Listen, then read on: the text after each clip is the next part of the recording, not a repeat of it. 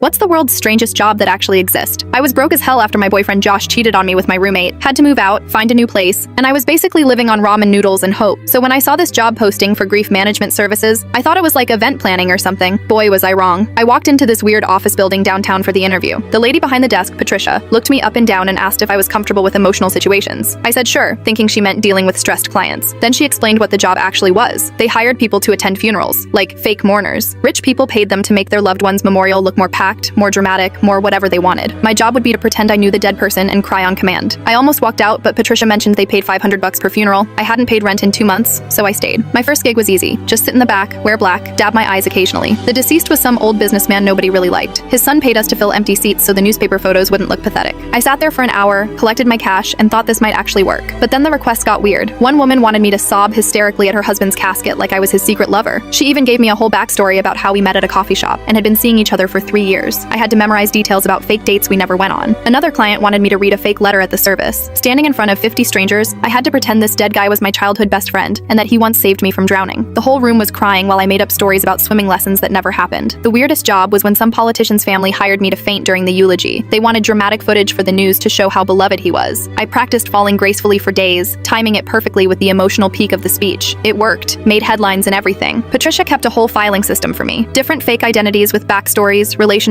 shared memories. I was Emma the ex-girlfriend, Emma the work colleague, Emma the yoga buddy. Sometimes I'd get confused about which dead person I was supposed to know. The money was incredible though. Some out-of-state gigs paid $1,000+ travel. I started recognizing other fake mourners at different services. We'd nod at each other like some weird secret club, but it got to me. One time, I accidentally ran into the deceased's actual sister after a service. She hugged me crying, thanking me for being there during her brother's cancer treatments. I just nodded and smiled while dying inside. Another funeral, I was so sleep-deprived from studying my fake backstory that I forgot to eat beforehand. When I started my planned breakdown scene, I actually passed out for real. Paramedics came and everything. The family still paid me full price. The breaking point came 2 years later. My coworker Dave, who I actually liked, died in a car accident. I went to his real funeral, sat with people who genuinely cared about him, and couldn't cry. Nothing. I'd faked grief so many times that when real sadness hit, I felt empty. I quit the next week. Patricia wasn't happy, said I was her best performer, but I couldn't do it anymore.